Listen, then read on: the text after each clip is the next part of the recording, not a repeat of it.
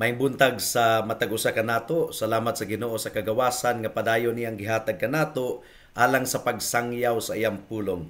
If you have your Bibles with you, please turn to Romans chapter 2 verse 25 hangtod sa 29. Roma kapitulo 2 bersikulo 25 hangtod sa 29. Ang giingon dinhi: tungod kay tinuod nga adunay kapuslanan ang pagtuli kung gituman nimo ang kasuguan. Apan kung nagasupa ka sa kasuguan, ang imong pagkatinuli nahimong pagkadili tinuli. Mao nga kung ang dili tinuli nagatuman sa mga gitakda sa kasuguan, dili ba isipon nga pagkatinuli ang ilang pagkadili tinuli. Mao nga ang mga dili tuli sa unod, apan nagatuman sa kasuguan, muhukom kanimo nga adunay kasuguan nga nahasulat ug adunay pagkatinuli apan nagasupak sa kasuguan. Tungod kay ang usa ka tawo dili Hudiyo sa panggawas lamang, o ang pagkatinuli dili sa panggawas o sa unod, kundili ang usa ka tawo Hudiyo sa kinasuluran, ug ang pagkatinuli mao ang anaa sa kasing-kasing sa espiritu ug dili sa letra. Ang iyang pagdayeg dili gikan sa mga tawo kundili gikan sa Dios. May the Lord bless the proclamation of His word at this moment. Magampo una kita sa dili pa kita mo padayon. Salamat o Dios niining taknaa sa kagawasan nga imong gihatag kanamo sa pagpamalandong sa imong pulong. Ug padayon namong gipangayo ang balaang espiritu nga makig-istorya sa matag usa namo kakasing-kasing. Hinaot o Dios nga walay malabyan sa imong grasya. Ang tanan makadawat sa panalangin. Dunay pagkalisod kini nga topic nga among pagahisgutan karon. Among gipangayo nga imong andamon ang among kasing-kasing niini. In Jesus name we pray. Amen. Kung namatikdan ninyo mga kaigsuunan, aduna kitay expository series sa atong pagpamalandong sa pulong sa Ginoo. Ang but pasabot niining expository giganid nato, gisunod-sunod aron ang atong pagsabot sa pulong sa Ginoo balanse. Ug sa atong nakita ni adtong miaging semana, ang pinaka-focus niini nga kapitulo sa Romans chapter 2 mao ang mga Hudiyo. Kay nasayod man gud ang si Apostle Paul, nasayod si Pablo nga inigbasa sa mga Hudiyo sa chapter 1, gikondenar ni Pablo ang sala sa mga katawhan, pagaisipon sa mga Hudiyo nga dili kadto para kanila kundi para lang sa mga makasasala nga mga Hintil. Pero matud pa ni Pablo, dili, apil usab kamong mga Hudiyo, guilty usab kamo sa susamang sala nga guilty ang mga Gentiles. Mo kinigiingon sa verse 1, mao nga wala kay maikapangatarungan o tawo, bisag kinsa ka man nga naghukom tungod kay sa paghukom nimo sa uban, ang imong kaugalingon ang imong gihukman, tungod kay ikaw nga nagahukom sa uban, ginabuhat usab nimo ang susamang butang. Now, ang mga Hudiyo, gipanghinambog nila ang ilang posisyon isip mga katawhan sa Ginoo. Sila ang gihatagan sa balaod sa Ginoo. Aduna sila'y relasyon sa Dios. Mga Hudiyo sila, mga kaliwat ni Abraham. Verse 17, apan kung ikaw nga gitawag og Hudiyo naglaom sa kasuguan ug nang hinambog mahitungod sa Dios. Ilang gipanghinambog that they were the peculiar people of God. Nakig-establish ang atong Dios sa iyang pakigsaad sa mga Hudiyo ug mo kini gipakita sa introduction sa Ten Commandments. Nasayod usab sila sa kabubuton sa Dios. Ang mga propeta mianhi pinaagi sa mga Hudiyo. Ang pagpadayag sa Ginoo sa iyang kaugalingon nahitabo pinaagi sa mga Hudiyo. Unya sa verse 18, ilang giuyunan ang taas kayo nga standard sa moral law, mga kaigsuunan. Verse 18, ug nagauyon sa mga butang nga mas maayo, sanglit natudluan man sa balaod. Mga magtutudlo kuno sila sa tanang mga kanasuran, mga giya alang sa mga buta, kahayag sa tanan nga mga anaa sa kangitngit. Mo kini giingon sa verse 19, ug nagsalig ka sa imong kaugalingon nga tig-agak ka sa mga buta, usa ka suga sa mga anaa sa kangitngit. Unya instructor usab kuno sila sa mga buang-buang. Verse 20, tigbadlong sa mga buang-buang, magtutudlo sa mga bata nga nagbaton sa pinakaunod sa kahibalo ug kamatuoran. Pero sumala sa atong makita mga kaigsuunan, with great blessings comes great responsibility. Adunay dako kaayong panalangin nga nadawat ang mga Hudiyo. Aduna usab sila'y dako kaayong responsibility to teach themselves. Mo kinigiingon sa verse 21, ikaw nga nagtudlo sa uban, dili mo ba tudluan ang imong kaugalingon? Ikaw nga nagtudlo sa tawo nga dili mangawat, nangawat ka ba? Now, sa nahabilin nga bahin niini nga chapter, gi-address ni Pablo ang importante gayud kaayo nga subject, daghang tema sa Book of Romans. Unang tema, example, ang sala. Kung giunsa nga ang tanang mga katawhan guilty sa sala ug nahailalom sa tunglo sa Dios. Usa-usab sa major nga tema sa Book of Romans is that justification by faith alone. Ang tawo pagaisipon nga matarong atubangan sa Dios pinaagi sa pagtuo lamang kang Kristo. Usa-usab sa tema sa Book of Romans is that unsaon man nato pagsabot ang balaod sa Dios. Ug usa sa mga tema nga gidil gayod sa Book of Romans in a major way mao kining insakto nga pagsabot mahitungod sa nasod sa Israel. Mao kini atong teksto karon sa verse 25 hangtod sa verse 29. Gihatag ni Pablo ang definition sa tinuod nga Hudiyo. Nabahin ang mga churches niini, nabahin ang mga evangelical churches, pero atong tan-awon ning takna sa kabuntagon kinsa ang tinuod nga Hudiyo. Dunay duha ka isyu nga atong sagubangon mga kaigsuonan. Una, kinsa ang dunay katungod sa atong kapanahunan karon nga pagatawgon nga mga katawhan sa Dios. Ikaduha, ang mga saad ba sa Ginoo ngadto kang Abraham sa una applicable pa sa mga biological and physical Jewish people sa atong panahon karon? Kinsa man gyud ang tinuod nga Hudiyo? Alang sa mga Hudiyo ni adtong kapanahunan ni Pablo, ang pagtuli mao kadto ang deciding factor. Kung tinuli ang usa ka tawo, Hudiyo siya. They believed nga walay tawo nga tinuli nga maimpierno. In fact, in one of their Jewish writings, si Abraham kuno maglingkod sa pultahan sa impyerno, magatang ug dili siya musugot nga adunay Hudiyo nga tinuli nga matambog didto sa impyerno. Now sa atong panahon karon, dili na kaayo sigurado ang mga Hudiyo kung kinsa gayod ang tinuod nga Hudiyo. One common answer would be nga siya kaliwat ni Abraham, pero problema pod kay ang mga Muslim biya, ang mga Ismailite sa Middle East, kaliwat man pod ni Abraham kay si Ismael anak man to ni Abraham. So aron masulbad ang problema sa mga Arab, sa mga Muslims, ang definition sa official Jewish website is that ang tinuod nga Hudiyo kadto lamang dunay Hudiyo nga inahan. Now sa atong pagpamalandong karon ato kanang i-address, ato kanang tubagon. Una, mga kaigsunan, kinsa man gyud ang mga katawhan sa Ginoo sa atong panahon karon? Kinsa man gyud ang Israel? Kinsa ang tinuod nga Hudiyo? Niini nga passage sa Romans chapter 2 verse 25 hangtod sa 29 gitukod ug anam-anam ni Pablo ang iyang argumento. Under the old covenant, circumcision was the main thing, but according to Paul, according to his argument, shocking kini sa mga Hudiyo nga nagbasa sa iyang sulat, ang tinuod kuno nga Hudiyo, according to Paul, dili kini pinasikad sa external criteria. Dili kini pinasikad sa panggawas. Dili kuno kini pinasikad kung ang usa ka tawo kaliwat ba ni Abraham physically or dili. Ang tinuod nga pagkahudiyo wala kuno kini sa physical nga kaliwat. Ang giingon ni Pablo, ang tinuod nga pagkahudiyo kuno gikan sa kinasuluran. Jewishness is a matter of the heart.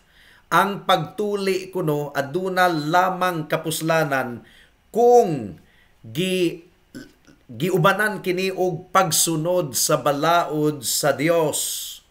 Pero ang obedience mga kaigsuonan mahitabo lamang kini kung ikaw adunay pagtuo sa atong Ginoong Hesukristo. Kung ang usa ka tawo nagtuo sa atong Ginoong Hesukristo ingon nga iyang Dios ug manluluwas, gihatagan siya og bag-ong kasing-kasing nga matinahuron sa sugo sa Dios. In other words, ang pagtuli nga gipanghinambog sa mga Hudiyo aduna lamang kadtoy kapuslanan kung giubanan kadto og tinuod nga paghinulsol sa sala ug pagsalig sa saad sa Ginoo mahitungod sa Mesiyas nga manluluwas ug giubanan kini og kasing-kasing nga duna gayoy tinguha nga sundon ang kabubuton sa Ginoo. So ang tinuod kuno nga Israel, ang tinuod nga pagkahudiyo, it is a matter of the heart. Naa kuno kini sa kinasuluran. Ang pagtuli kuno dili pagtuli sa panggawas sa kinatawo, kundili pagtuli kuno sa atong kasing-kasing, kabag-uhan sa atong kasing-kasing. Si Abraham, mga kaigsuunan, iyang gipakita ang tinuod nga circumcision. Ang tinuod nga circumcision mao ang circumcision of the heart. Hebrews chapter 11 verse 8. Gipamatud-an ni Abraham kini pinaagi sa iyang pagsunod. Aduna siya'y pagtuo, aduna siya'y circumcision of the heart. Gipamatud-an kini pinaagi sa iyang pagsunod sa direkta nga sugo sa Ginoo. Ang giingon dinhi sa verse 8, sa pagtuo si Abraham niadtong gitawag misunod aron muadto sa usa ka lugar nga iyang dawaton isip kabilin ug miadto siya nga wala masayod sa iyang padulngan. Unya ang giingon sa verse 13 sa Hebrews chapter 11, kining tanan nga matay diha sa pagtuo nga wala madawat ang mga saad apan gikan sa layo kadtong mga butanga ilang natanaw o gitagad, ilang gipadayag nga mga estranghero lamang sila ug dumuluong sa ibabaw sa yuta. Mousab kini ang gipasabot ni Santiago, mga kaigsuunan. Si Abraham nagtuo sa Ginoo, tinuod nga magtutuo, and he was justified by faith, pero gipasabot ni Santiago nga ang buhat ni Abraham mao ang nagpamatuod nga tinuod gayud siya nga magtotoo, tinuod gayud siya nga luwas, tinuod siya nga justified. James chapter 2 verse 21 ang giingon dinhi, dili ba ang atong amahan nga si Abraham giisip nga matarong pinaagi sa mga buhat sa dihang iyang gihalad si Isaac nga iyang anak sa ibabaw sa altar? Ang buot ipasabot niini, dili buot pasabot nga si Abraham nahinluan sa iyang sala, pinagi sa iyang buhat. No. Klaro kaayo sa Romans chapter 4 nga pinaagi kini sa pagtuo sa atong Dios, sa Mesiyas nga umaabot, nga si Abraham nahinluan sa iyang sala, naluwas. Ang buot ipasabot ni Santiago, mga kaigsunan, nga napamatud-an ang justification ni Abraham pinaagi sa iyang buhat. Ang iyang buhat mao ang evidence, mao ang ebidensya nga tinuod siyang luwas. Again, gipamatud-an kini sa atong Ginoong Hesukristo sa John chapter 8 verse 39 ang giingon dinhi. Mitubag sila kaniya. Si Abraham ang among amahan. You see, gipanghinambog nila nga mga kaliwat kuno sila ni Abraham. Ngadto kanila gisulti ni Jesus, kung mga anak kamo ni Abraham, buhaton ninyo ang mga buhat ni Abraham. Dili di ang physical, biological aspect ang tanawon sa Dios alang sa usa ka tinuod nga kaliwat ni Abraham. Ang tinuod kuno nga kaliwat ni Abraham is a matter of the heart. Adunay pagpamatuod, adunay obedience, mga kaigsunan. Unsa man ang mga buhat ni Abraham? Ang buhat ni Abraham mo katong gitawag og obedience of faith.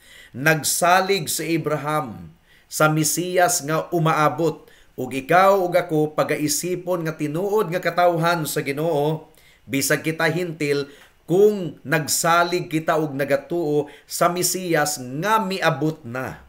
So, niini nga passage ang gipasabot ni Pablo nga kadtong mga physical nga kaliwat ni Abraham, kadtong mga tinuli, kadtong mga nanghinambog sa mga butang nga nahasulat sa verse 17 hangtod sa 20, ang gipamulong ni Pablo ngadto kanila is that walay pulos kadtong mga butanga, ang ilang mga physical ritual, physical nga pagtuli, kung dili sila tinuod nga magtutuo sa atong Ginoong Hesukristo. Kung wala sila kang Kristo. Mao kini atong tun-an gyud og careful kayo sa verse 25 hangtod sa verse 29. Part 1 pa lang kining atong pamalandong niining takna sa kabuntagon. So, ang mga tinuli mao kadto ang mga Hudiyo, ang mga dili tuli mao kadto ang mga Gentiles. Karon sa verse 26 mga kaigsunan, gideklarar ni Pablo nga kadtong nagatuman sa balaod mao ang pagaisipon nga piniling katawhan sa Dios. Mao kadto ang ginaisip nga matarong. What is meant by the righteousness of the law? The righteousness of the law means the demands of the law. Atong gituman ang gidikta sa balaod. So atong tanawon ang verse 13 for example. Tungod kay dili ang mga tigpaminaw sa kasuguan ang hingpit at tubangan sa Dios, kundili ang mga nagatuman sa kasuguan ang pagaisipong matarong. In other words, ang balaod nagademand gayod og perfection mga kaigsunan. Kung tigbuhat kita sa balaod, it means we have to do it perfectly. Mao kini giingon ni Santiago sa James chapter 2 verse 10, ang giingon dinhi, tungod kay si bisan kinsa nga nagatuman sa tibuok kasuguan, apan nagasupak sa usa, nakasala batok sa tanan. So mo kini problema nato kay wala gayoy naka-perfect sa balaod sa Ginoo. Salamat na lang gumikan kay si Kristo, ang atong representante, ang atong substitute, ang atong kapuli. Siya mao ang mituman sa tibuok balaod sa Dios on our behalf. Mao nga maluwas kita pinaagi sa pagsunod ni Kristo, pinaagi sa obedience of Christ. Ug usa sa balaod nga gisugo sa Ginoo is that ang sala pagabayran sa dugo, pagabayran og kamatayon. Si Kristo nagpaula sa iyang dugo didto sa cross sa Kalbaryo, and because of his obedience and because of his blood, ang usa ka tawo maluwas. Ang giingon sa Romans 3:20, tungod kay pinaagi sa mga buhat sa kasuguan, walay tawo nga pagaisipong matarong sa iyang pananaw. Tungod kay pinaagi sa kasuguan, mao ang pagkaila sa kasalanan.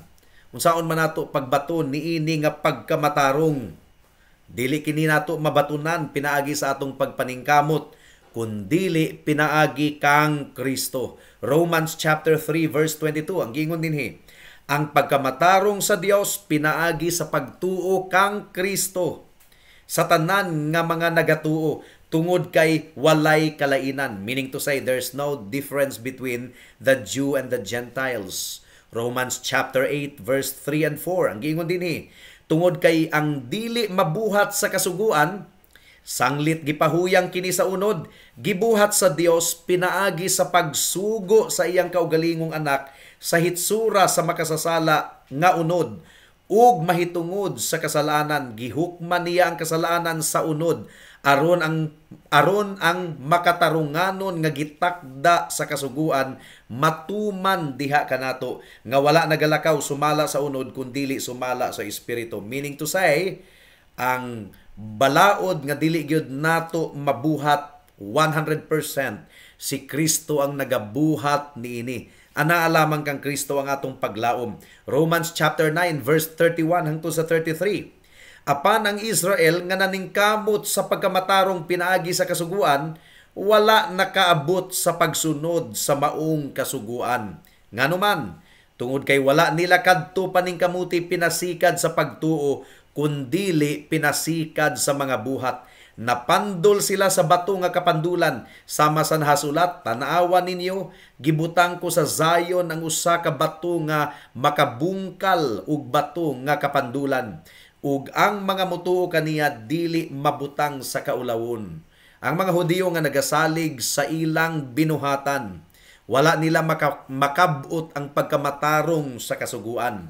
Apan ang usa ka tawo nga nakasabot nga wala gyud tay mahimo, makasasala gayud kita, dili nato ma-perfect ang gidikta or gimando sa balaod, ug kita musalig kang Kristo lamang, Kita di ay ang pagaisipon nga matarong nga tubangan sa Ginoo. So, kung ang usa ka hintil nga dili tinuli mga kaigsuunan, siya ang nakatuman sa balaod sa Ginoo sa unsang paagi, dili sa iyang buhat, kay dili gyud nato ma-perfect, nakatuman siya sa balaod sa Ginoo pinaagi kang Kristo. Si Kristo nga iyang substitute.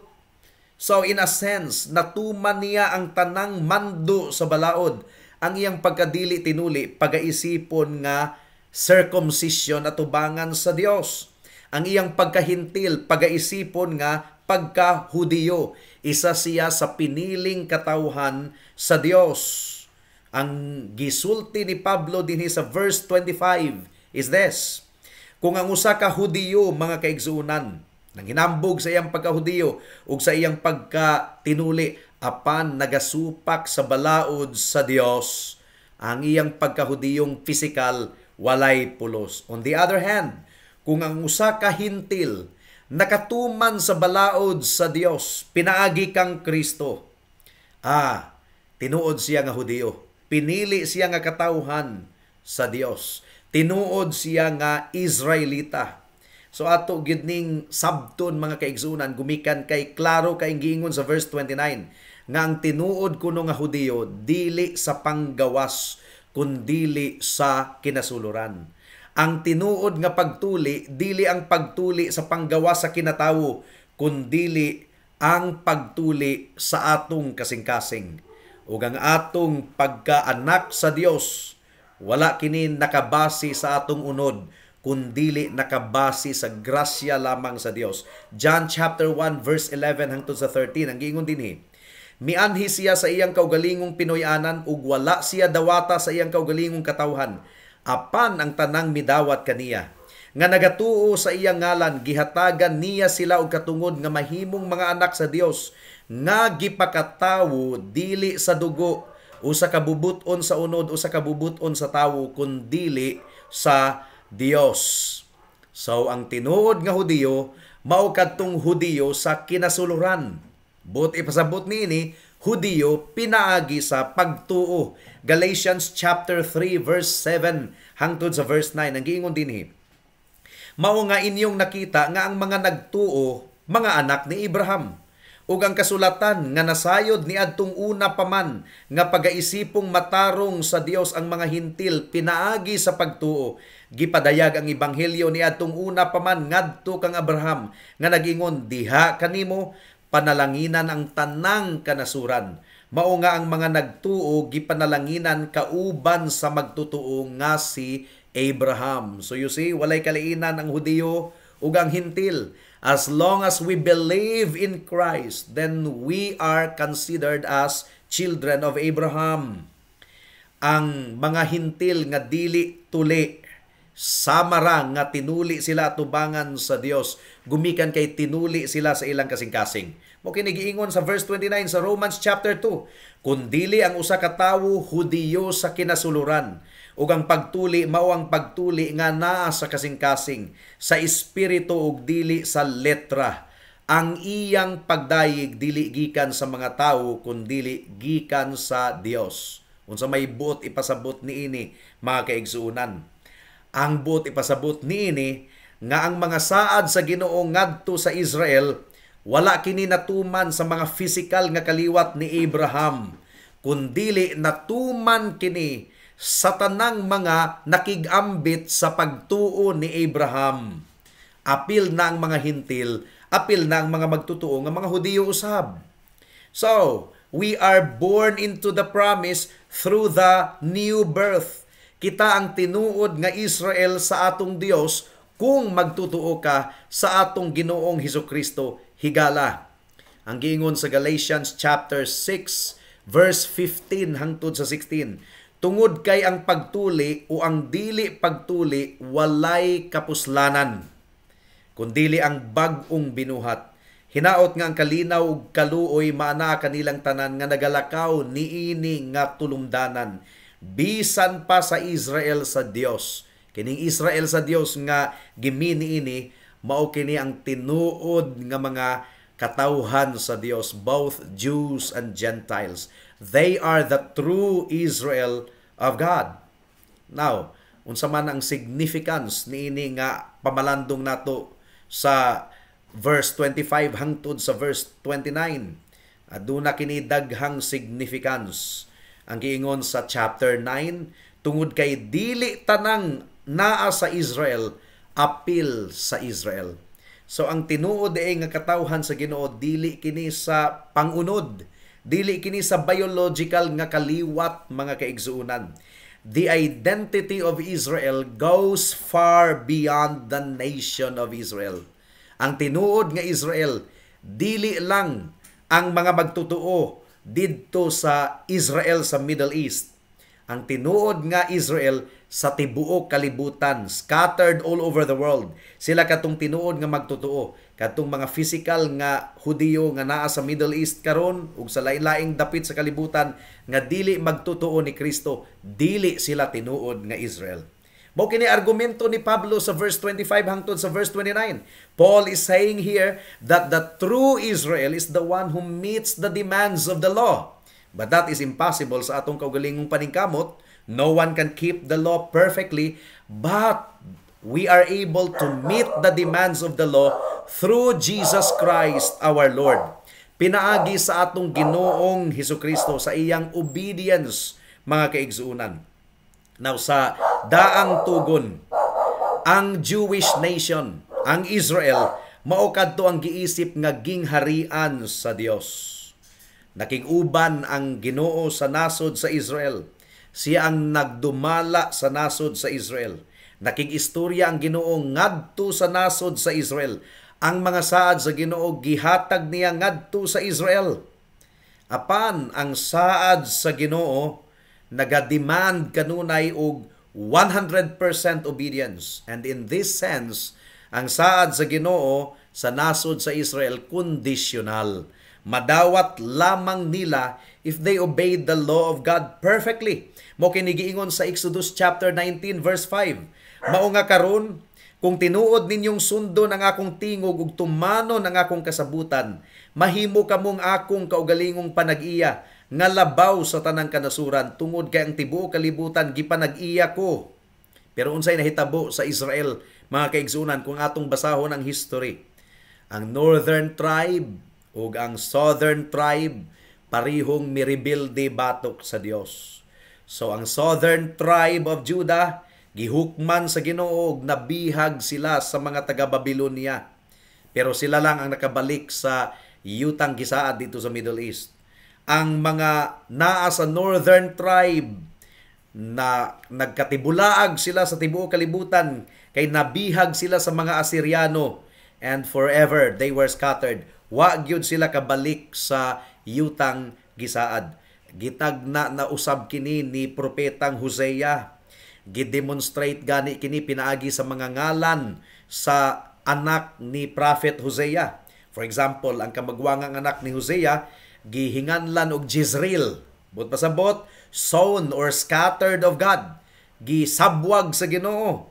Ang giingon sa verse 4, ug akong tapuson ang gingharian sa nasod sa Israel. So tagna nakadto nga hukman gayon ang nasod sa Israel.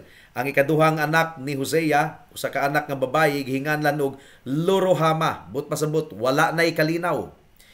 Hosea 1:6, nagmabdo siya pag-usab ug nanganak og usa ka babayi ug giingon sa Ginoo kaniya, tawgon mo ang iyang ngalan og Loruhama tungod kay dili na ako maluoy sa kaliwat ni Israel o mopasaylo pa kanila.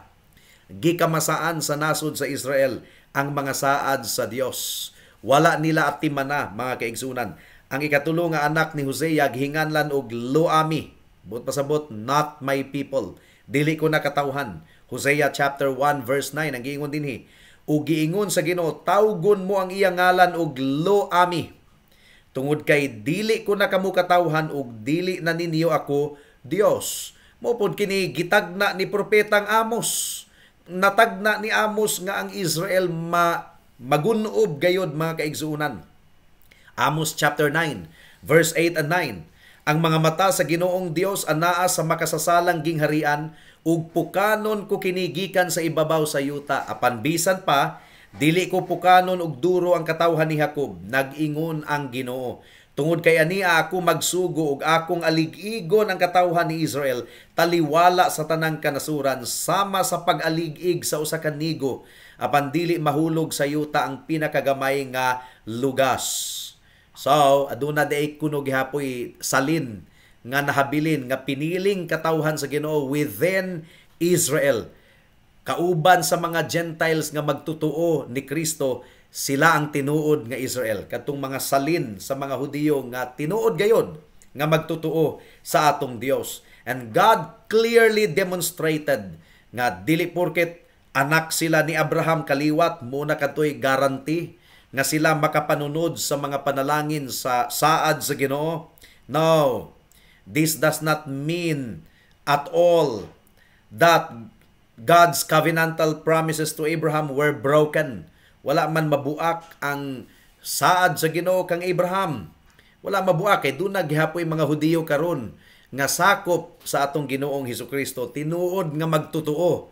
Pero apil ang mga hintil mga kaigsunan kay ang pagkatinuod nga Hudiyo or tinuod nga Israelite, they are composed of both Jews and Gentiles nga tinuod nga magtutuo kang Kristo. Ang tinuod nga Israel, tinuod nga Hudiyo, dili kini pinasikad sa unod, kundili pinasikad sa pagtuo. Romans chapter 11 verse 1. Wala gihapon pasagdahi sa Ginoo ang physical nga nasod sa Israel kay doon naman gihapoy mga salin nga nahabilin nga mga piniling katawhan sa Ginoo. Romans 11:1.